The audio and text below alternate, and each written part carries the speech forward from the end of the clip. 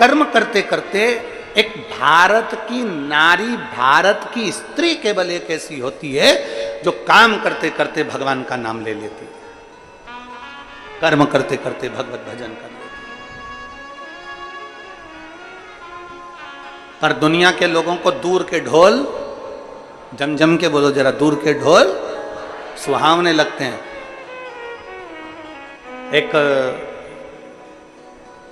एक महाराज जी घूमने के लिए विदेश गए, और विदेश गए तो उन्होंने क्या देखा कि विदेश में एक महिला का पति मर गया, और महिला का पति मर गया और उसको जमीन के अंदर गाड़ दिया गया, उस पर उसकी कब्र बना दी गई, और बनाने के बाद महिला उस पति की कब्र पर पंखा कर रही थी बैठकर, पति की कब्र पर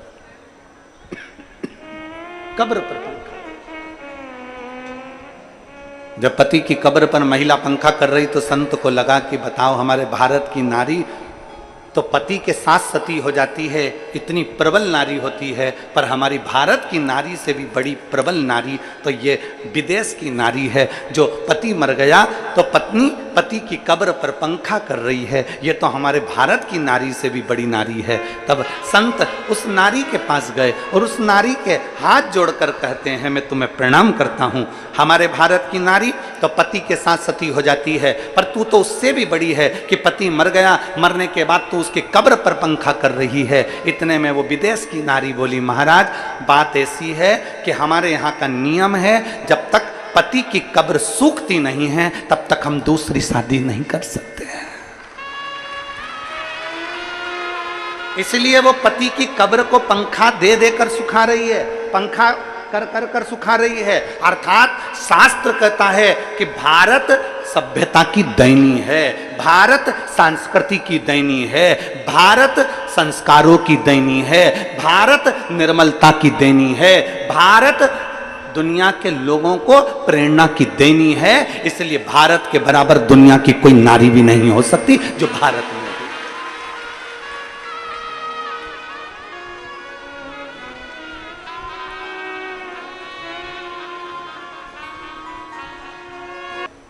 सब पास पास में थे। तो एक महिला ने खड़े होकर, जब कथा पूरी हो गई, हम जाने लगे, खड़े हुए मंच पर, तो एक महिला ने प्रश्न किया, गुरुजी। अब हमने पूछा क्या हो गया, जाने का समय था। गुरुजी,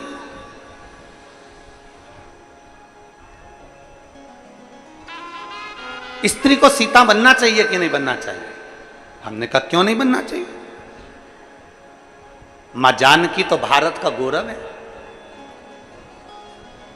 मां जानकी तो भारत का गौरव है, स्त्री को सीता बनना चाहिए कि नहीं बनना चाहिए? हमने कहा मां जानकी, मां सीता तो भारत का गौरव है, स्त्री को सीता अपने पति राम के लिए बनना चाहिए, और बाकी की दुनिया वालों के लिए तो स्त्री को चंडी और काली बनना चाहिए।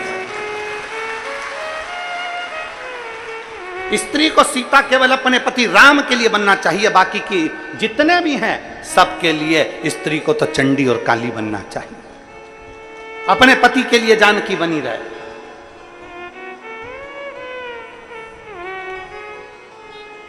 एक चरित्र आता है, लंकाधिपति रावण ने शंकर भगवान को प्रसन्न कर कर वर मांगने को जब शिव जी ने कह दिया कि मांग ले लंकाधिपति रावण लंकेश वर मांग, रावण ने सोने की लंका वंका सब रावण के पास आ गई थी, सब कुछ रावण के पास आ गया था। तब रावण ने सोचा क्या मांगूं, तो रावण ने माता पार्वती को मांग लिया था। रावण ने कह दिया माता पार्वती को कि ये पार्वती मुझे दे दो। शंकर तो शंकर, ओघड़ी तो ओघड़ी, दयालु तो दयालु, भंडारी तो भंडारी, भोला तो भोला। शंकर भगवान ने तुरंत कह दिया ठीक है लंकाधिपति रावण, मैं पार्वती तुझको देता हूं, ले जा। रावण ने माता पार्वती जी को पालकी में बिठाया। पार्वती जी शंकर जी की ओर देखकर मुस्कुरा रही थी और पालकी में बैठकर रावण के साथ जाने लगी। आगे आगे लंकाधिपति रावण, पीछे पीछे पालकी में मां पार्वती जी बैठकर जा रही थी। कुछ दूर पहुंचने पर लंका के नजदीक में जैसे ही पार्वती जी पहुंचने लगी, रावण को लगा इतनी सुंदर पार्वती है, एक बार उसका मुख तो देख लूं। जो उन्होंने पालकी में पार्वती जी को देखने के लिए आतुरता करी, और जो पालकी का पर्दा हटाया, हटाते से ही रावण क्या देखता है, वहां पार्वती नहीं, वहां तो आज काल रात्रि मां दुर्गा, भवानी दुर्गा चामुंडा बैठी हुई। मां कालरात्रि दुर्गा चामुंडा बैठी हुई थी। चामुंडा का जैसे दर्शन करा रावण थर थर कांपने लगा, रावण के पसीने छूटने लगे। लंकाधिपति रावण की पूरे 10 मुख की 20 नेत्र उसके थर थर वहां घूमने लगे, हाथ पैर कांपने लगे। रावण चक्कर खाकर नीचे गिर गया। जैसे गिरा, पालकी उठाने वालों ने मां की स्तुति करी, हाथ जोड़कर नमन करा। मां, ओ मां, आपने रावण को अपना ये रूप कैसे दिखा दिया? भगवान शंकर की साक्षी में माता पार्वती जी कहती हैं कि ये गौरा, ये पार्वती, ये सती, ये उमा, ये कात्यायनी, ये कुष्मांडा, ये चंद्रघंटा, ये स्कंदा शंकर की अर्धांगिनी है। बाकी के जनमानस के कल्याण करने के लिए तो ये दुर्गा अष्टभुजा धात्री मां कालरात्रि।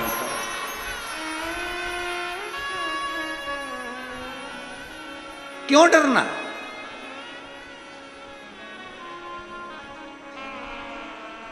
कई बेटियां हमारे पास में कह देती हैं, कई बार आकर बेटियां कहती हैं उसने हमको घूर कर देखा, उसने ऐसा करा, उसने ऐसा बोला, उसने ये किया। तुम भारत की नारी हो, कमजोर नहीं हो।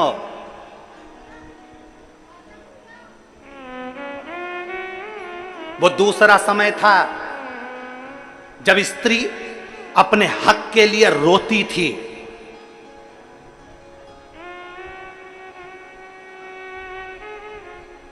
आज भारत का अमृत महोत्सव चल रहा है। आज नारी को रोना नहीं पड़ता, अपने हक के लिए लड़ना पड़ता है। रोने का समय गया। कई माताएं कहती है उसने हमको गाली दे दी, उसने हमें अपशब्द कह दिया, उसने घूर कर देख लिया, उसने ये कह दिया। गलती तुम्हारी। तुम्हें उस जगह पर अपने पति के लिए सीता बनो, पर दूसरे के लिए तो तुम चंडी भवानी दुर्गा बनी है। इसी की सामर्थ्यता क्या है? क्या सामर्थ्य? और मैंने तेरे ही भरोसे भोले, तेरे ही भरोसे हवा बिच उड़ती जाऊंगी। बाबा डोर में कटी जाऊंगी। भोले मैं तेरी शंभो मैं तेरी। क्यों रोना?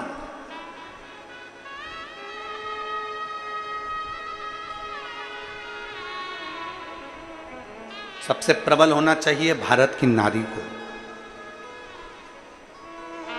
किसी की सामर्थ्यता क्या जो उंगली उठा दे। और पुराना समय था जो प्रमाण पर प्रमाण देना पड़ता था, अब तुम्हें प्रमाण देने की जरूरत नहीं।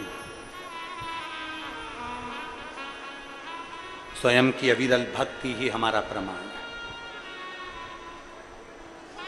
स्वयं की अविरल भक्ति हमारा प्रमाण।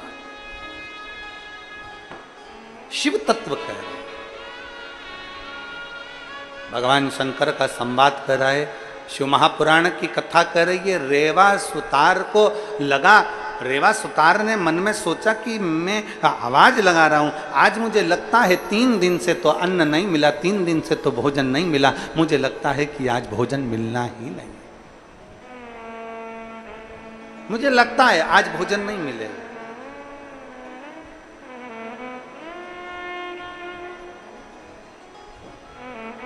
कभी शिवालय नहीं गया था रेवा, कभी शंकर के मंदिर नहीं गया था रेवा सुतार, कभी शंकर के शिवालय नहीं पहुंचा था रेवा सुतार, कभी नहीं गया।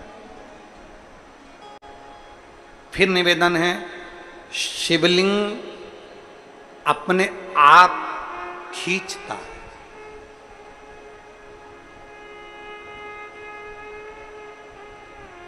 अभी हम महाराज जी आए थे ऊपर, तो हम बोले हम कि महाराज जी आशीर्वाद मिल जाता है हर कथा में। तो महाराज जी कह रहे थे हम आशीर्वाद देने नहीं, हम तो शिव महापुराण का आशीर्वाद लेने के लिए पधारते हैं। हम तो लेने के लिए पधारते। अब ये शिव तत्व है। आपके और हमारे भीतर जब हम शंकर के करीब में पहुंचते हैं, शिवलिंग के नजदीक में पहुंचते हैं, शंकर की शिव महापुराण के करीब में पहुंचते हैं, भगवान शंकर की अविरल भक्ति की ओर पहुंचते हैं, तो शिव हमको खींचता है, शिव हमें खींचते हैं।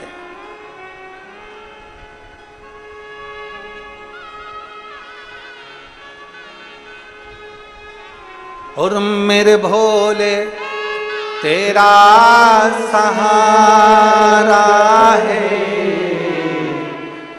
मेरे भोले तेरा सहारा है, मेरी नैया का तू किनारा है, मेरी नैया का तू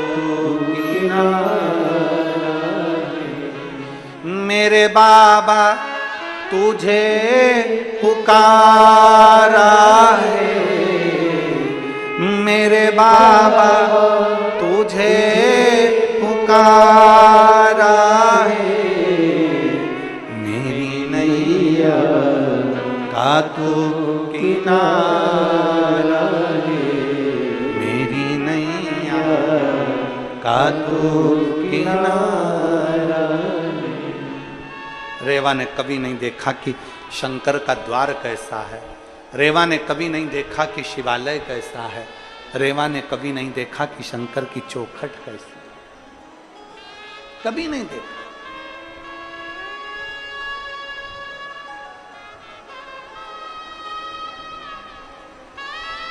परंतु शिव तो शिव है, खींचता खींचता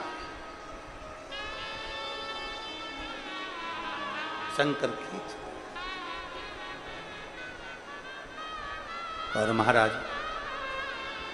रेवा आवाज लगाते लगाते लगाते लगाते जा रहा है, रेवा आवाज लगाते लगाते रेवा जा रहा है, आवाज लगाते लगाते रेवा चिल्लाता चिल्लाता जा रहा है। कोई दरवाजा सही करवा लो, कोई चौखट सही करवा लो, कोई द्वार सही करवा लो, कोई छत बनवा लो, कोई कुर्सी बनवा लो। और कहाँ 3 दिन से अन्न का भाग नहीं मिला है, 3 दिन से भोजन नहीं मिला है, 3 दिन से कोई अन्न का भाग प्राप्त नहीं हुआ है। रेवा को 3 दिन से बच्चे भूखे थे। रेवा जाते जाते सामने से 8-10 कावड़िया आ रहे थे, कावड़ का जल उनके कंधे पर था, डंडा साथ में, 2 लोटे बंधे हुए थे और 2 कलश उनके साथ में। आवाज लगाता हुआ जब रेवा जा रहा था, कावड़िया जाते जाते उसमें से एक कावड़िया रुक गया रेवा के पास में, एक कावड़िया रेवा के पास रुक गया।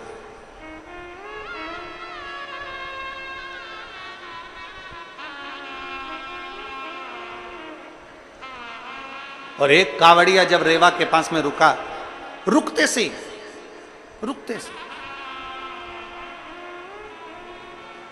उसने, कावड़िया ने हाथ जोड़कर कहा, बाबा जी, ओ बाबा जी, बाबा जी। बाबा जी तो 3 दिन के भूखे, शुद्धता बनती नहीं, बाजू में झोला टंगा, चिल्ला रहे, खिड़की बनवाओ, दरवाजा बनवाओ, कुर्सी बनवाओ, छत सुधरवाओ, खटिया बनवाओ, पलंग बनवाओ, चिल्ला रहे। और कावड़िया ने आवाज लगाकर कहा, बाबा जी, ओ बाबा जी। बाबा जी रुके, क्या बात है भैया, क्या हो गया? बाबा जी, मेरा ये कावड़ का जो डंडा है ना, ये कावड़ का जो बांबू है ना, ये कावड़ का जो डंडा है ना, ये डंडा बीच में से टूट गया है। मैं बड़ी मुश्किल से इस डंडे को बीच में से पकड़ कर लेकर आ रहा हूं, जहां से ये टूटा है वहां से मैं इसको पकड़ कर रखा हूं।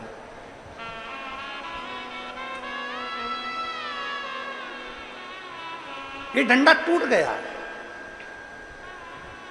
और ये डंडा टूट गया है तो ये मेरा डंडा ठीक नहीं है।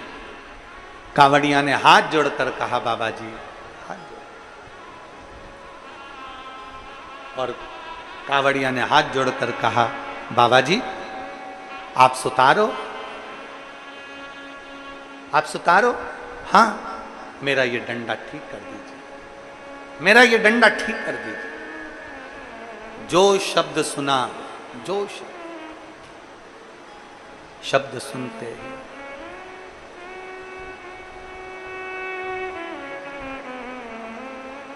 शब्द सुनते ही बाबा जी की आंख से जल बहने लगा। 3 दिन में काम भी मिला तो वो मिला कि कोई पैसा मिलने वाला इसमें है नहीं, कोई दमड़ी मिलेगी नहीं, कोई 1 रुपया इसमें प्राप्त नहीं होगा, इसमें 1 रुपया कहीं से मिलने वाला नहीं।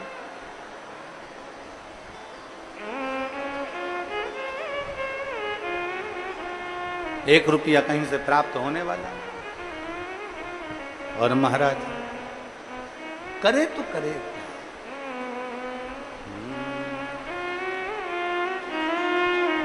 पानी तेज है, सभी लोग छाते होंगे अपने अपने पास में, वो लगाएं और बड़े भाव से शिव तत्व को प्राप्त करें।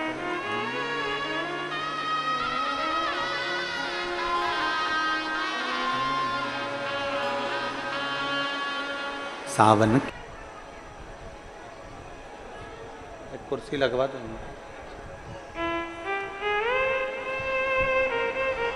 जब यह मानव देह में, मनुष्य शरीर में मात्र एक क्षण की भी, मात्र एक पल की भी अगर शिव महापुराण की कथा श्रवण करने को मिल जाए तो ये मानकर चलिए कि कहीं ना कहीं शिव की कृपा, भगवान शंकर की उदारता, शिव की करुणा है। हमारा जन्म लेना सार्थक हो गया, हमारा जन्म लेना सिद्ध हो गया। शिव कृपा के बिना, शिव करुणा के बिना, शंकर की उदारता के बिना एक पल, एक घड़ी, एक क्षण भी हम शिव का नाम नहीं ले सकते, हम शिव की कथा श्रवण नहीं कर सकते। 2 चीजें होती हैं नजदीक में देखने के लिए, एक होती है दूरबीन, एक होता है चश्मा। ये 2 चीजें हैं,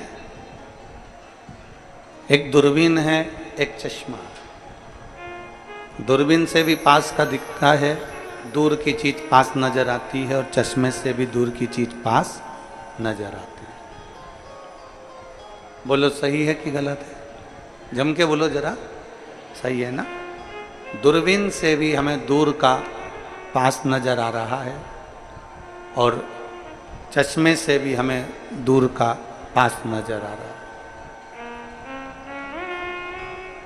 पर दोनों में एक जमीन आसमान का अंतर है, दोनों में एक बहुत बड़ा अंतर है। दोनों में सबसे बड़ा अंतर यह है कि दूरबीन से दूर का पास नजर आ रहा है, चश्मे से भी दूर का पास नजर आ रहा है, पर दूरबीन से जो दूर का पास नजर आ रहा है हम उसको छू नहीं सकते, हम उसे छू नहीं सकते, हम उसे पकड़ नहीं सकते। ना हम छू पा रहे हैं, ना हम पकड़ पा रहे हैं। हमने दूरबीन से दूर का देखा, पास नजर आया, पर हम उसको छू नहीं सके, हम उसको स्पर्श नहीं कर सके। अब दूर का देख रहे हो दूरबीन से और तुम्हें पास का नजर आ रहा है, पर आप उसको छू नहीं पाएंगे, आप उसको स्पर्श नहीं कर पाएंगे। और एक होता है चश्मा, जिसमें दूर का नजर आता है, पर चश्मे से हम जो देख रहे हैं हम उसको स्पर्श कर सकते हैं, छू सकते हैं और उसको हाथ लगा सकते हैं। दूरबीन में और चश्मे में दोनों में अंतर है। दूरबीन का दूर का पास नजर आता है पर छू नहीं सकते, चश्मे का दूर का पास नजर आता है पर छू सकते हैं। शिव महापुराण की कथा भी ये कह रही है कि ये शिव महापुराण की जो कथा है ये दूरबीन का काम नहीं है, ये शिव महापुराण की कथा चश्मा है, जिससे हम दूर का देखते हैं और शंकर के शिवलिंग को छूकर अपने करीब में ला सकते हैं। भगवान शंकर के शिवलिंग का स्पर्श कर कर हम शिव को अपने करीब में ला सकते हैं। दूरबीन दूर का दिखाती जरूर है पर पास में हमारे को स्पर्श नहीं कराती है। दूरबीन दूर का दिखाती जरूर है पर वो छूने करीब में नहीं आ सकती। चश्मा हमें करीब तक लेकर आए।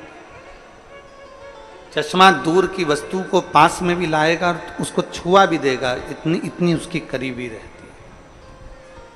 हम जितना जितना शंकर की कथा का रसपान करते हैं, हम जितना जितना शिव महापुराण की कथा को सुनते जाते हैं, श्रवण करते जाते हैं, उतना उतना हम शंकर के करीब में, शिव के पास हम पहुंचते चले जाते हैं।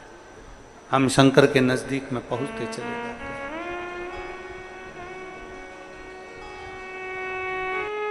बस दिल से बुलाने वाला चाहिए, हृदय से भगवान को आमंत्रित करने वाला चाहिए। पुष्कर जी में ब्रह्मा जी ने यज्ञ रखा।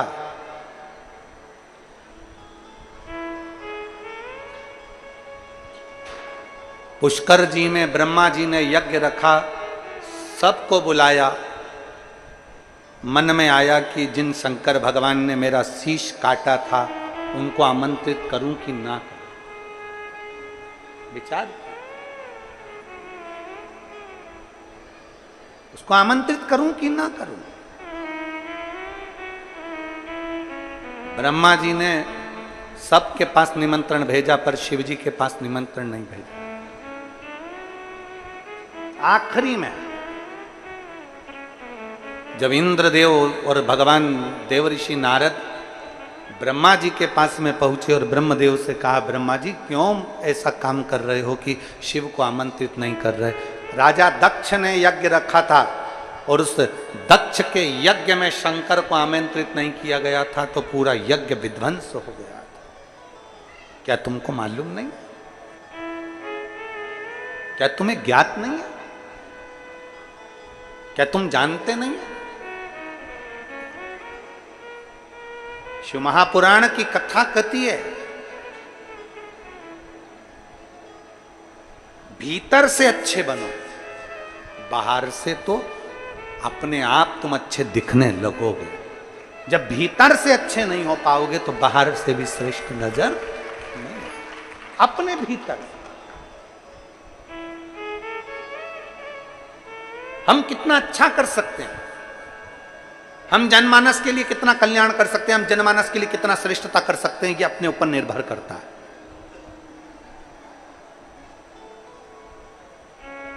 ये पत्रों का ढेर लगा हुआ है, बहुत सारे पत्र हैं। आज हम पत्र थोड़ा कम पढ़ रहे हैं, उसका कारण ये है कि पानी गिर रहा है ना, और पत्र पढ़ेंगे और तुम लोग यहाँ उठकर आओगे और तुम्हारी जगह पर कोई दूसरा बैठ गया तो फिर झगड़ा करोगे, इसलिए हम पत्र ही नहीं पढ़ते। क्योंकि पत्र पढ़ेंगे और तुम आए तो तुम्हारी जगह पे कोई दूसरा बैठ गया तो तुम मत झगड़ा करो, इसलिए पत्र ही मत पढ़ो। पत्र बहुत सारे हैं, ये रखे सारे भरे हुए, सब पढ़ सकते।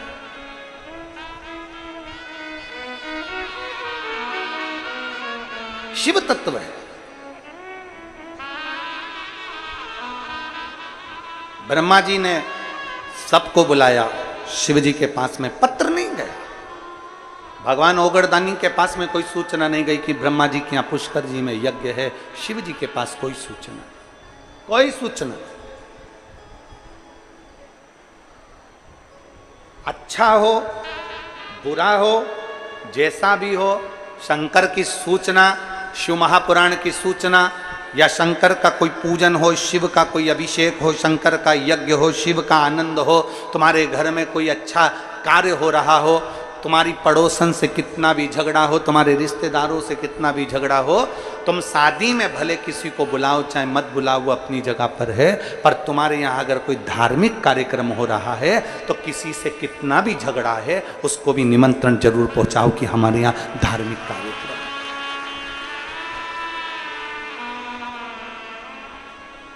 तुम्हारे यहाँ शादी में भले बुलाओ चाहे मत बुलाओ, ये तुम्हारी मर्जी।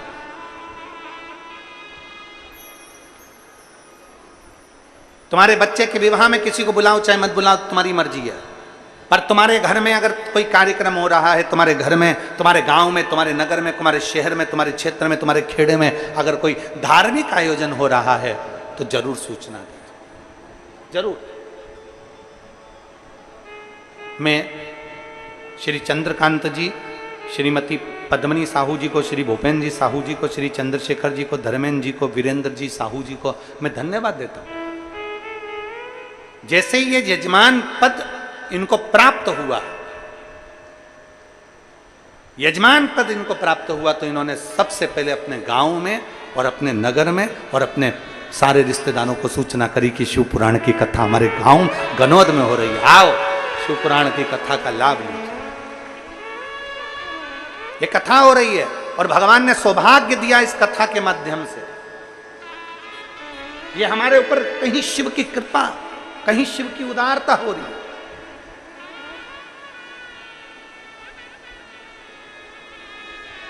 और तेरी कृपा बिना न हिले एक भी अणु, लेते श्वास तेरी कृपा से तनु। बखान क्या करूं मैं राखों के ढेर का, चपटी भभूत में खजाना कुबेर का। हे गंगाधार मुक्ति द्वार ओमकार तू, भोले ओमकार तू। आयो शरण निहार शंभु तार तार तू। बन सके किसी से झगड़ा है तुम्हारे घर की शादी में मत बुला, किसी से विवाद है तुम्हारे घर के गृह प्रवेश में मत बुला। पर यदि धार्मिक कोई आयोजन हो रहा है, कोई अच्छा कार्य हो रहा है, कोई भगवत भजन हो रहा है, कोई स्मरण हो रहा है, कोई भगवान की भक्ति हो रही है, तो सबको सूचना दो, चाहे हमारे मित्र हो चाहे हमारे दुश्मन हो, मित्र हो चाहे दुश्मन।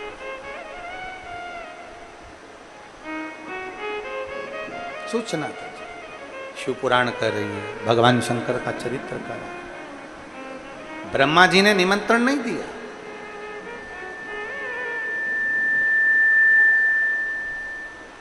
भगवान ब्रह्मदेव ने निमंत्रण नहीं पहुंचाया, पर इंद्रदेव ने देवऋषि नारद के कहने पर भगवान ब्रह्मा जी से विनती करी, आपसे निवेदन है पिता। देवऋषि नारद भी कह रहे हैं, देवऋषि नारद भी विनती कर रहे हैं, आपसे निवेदन है आप शिव को निमंत्रण दें। शिव को निमंत्रण, शंकर भगवान को निमंत्रण। हाँ, तुम जानते नहीं हो, शंकर भगवान ने काल भैरव को प्रकट कर कर मेरा शीश कटवा दिया था। तुम जानते नहीं हो, शंकर भगवान ने काल भैरव को प्रकट कर कर मेरा शीश कटवा दिया था। और तुम कहते हो कि पुष्कर में यज्ञ हो रहा है तो मैं शिव को बुलाऊं। शिव को हिम्मत नहीं हारना।